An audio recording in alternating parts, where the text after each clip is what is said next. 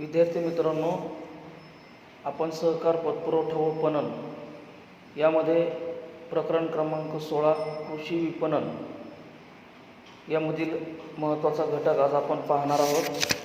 याच्यामध्ये काही पणन संस्था आहेत, या पणन संस्थांचा आपण या ठिकाणी अभ्यास करणार आहोत। पेज नंबर 95 वरती तुम्ही हे पाहू शकता।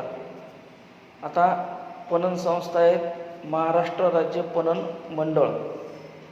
हे कशासाठी स्थापन केलं तर महाराष्ट्र कृषी पणन मंडळाचा मुख्य उद्देश हा निर्यात वृद्धी करणं असून या मंडळामार्फत सातत्यानं निर्यात वाढीसाठी प्रयत्न केले जातात। आयात धोरण, आयाताबरोबरच चर्चा करणे, प्रत्यक्ष निर्यातीस सहकार्य करणे यासारखी कामे पणन महामंडळाकडून केली जातात।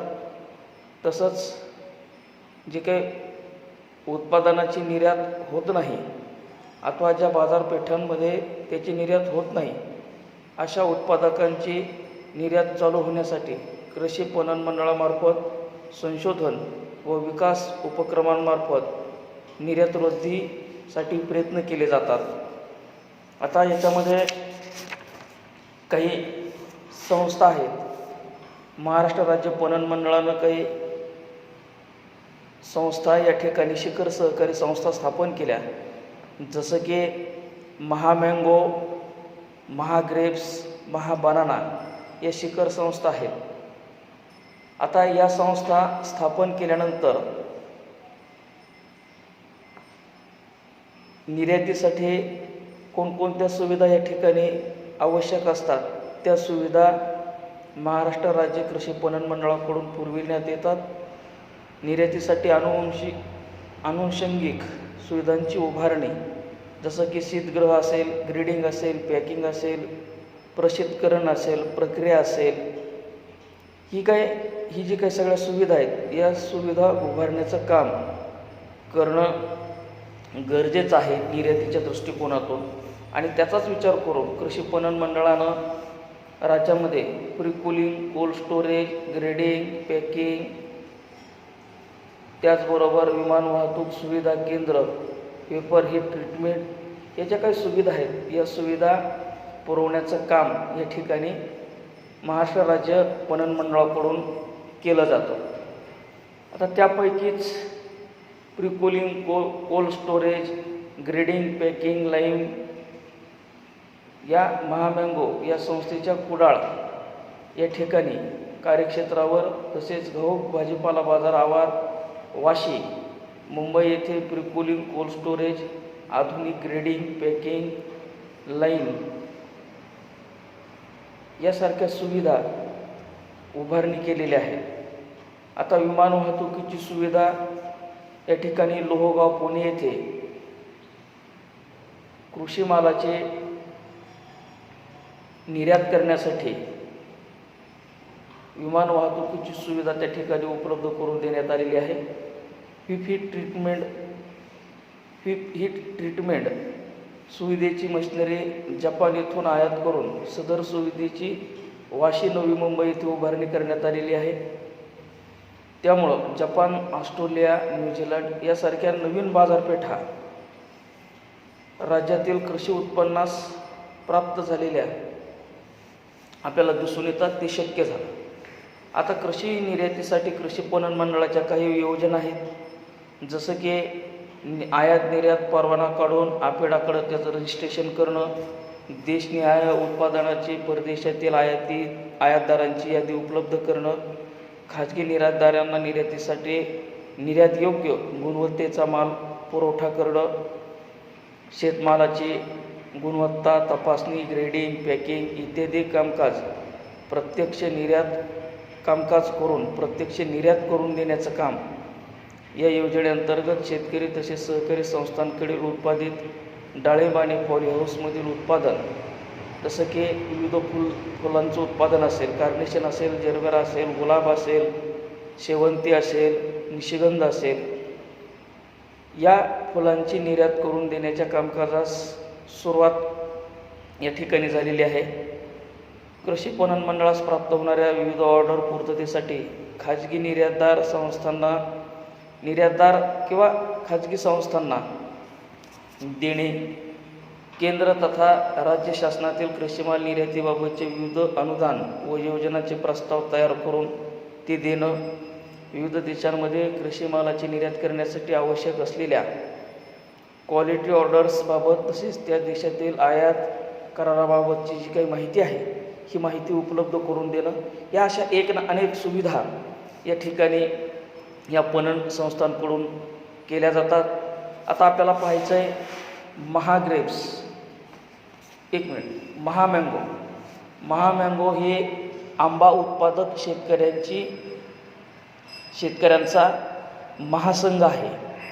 यामध्ये आंब्याच्या निर्यातीसाठी महाराष्ट्र कृषी पणन मंडळानं आंबा उत्पादकांच्या सहकारी संस्थांच्या सहकार्यानं महामँगो या शिखर संस्थेची स्थापना केली. तिचं मुख्यालय कुडाळ येथे आहे. कुडाळ या ठिकाणी फक्त हापूस आंबा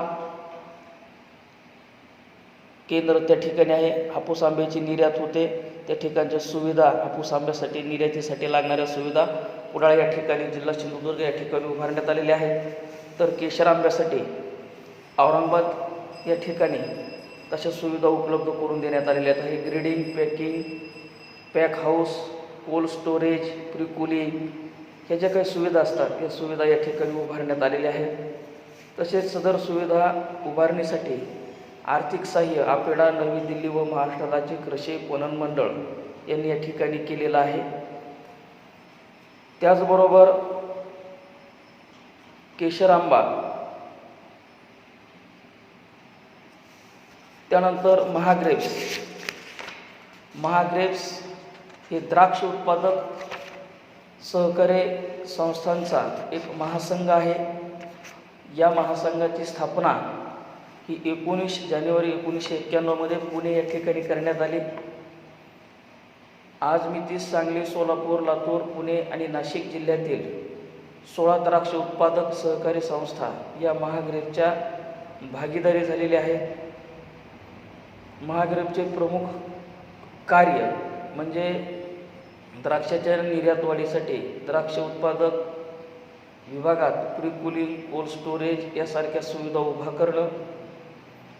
तसेच गेल्या 10 वर्षात युरोप व मध्य पूर्व बाजारपेठेत महाग्रेप्स हा ब्रँड ही चांगल्या पद्धतीनं सुस्थापित झालेला आहे. महाग्रेप्सला निर्यातीस आवश्यक तांत्रिक व आर्थिक सहाय्य हे कृषी पणन मंडळाकडून दिलं जातं किंवा दिलेलं आहे. या अशा पद्धतीनं या शिखर संस्थांचं कार्य चालत असतं. त्यानंतर मोठ्या प्रमाणात उत्पादन होणारा केळी, त्याला आपण बनाना म्हणतो. मग याच्या निर्यातीसाठी म्हणावा असे पुरेसे प्रयत्न पूर्वी होत नव्हते. मग भारतामध्ये केळी उत्पादन प्रामुख्यानं 25% वाटा हा महाराष्ट्राचा आहे.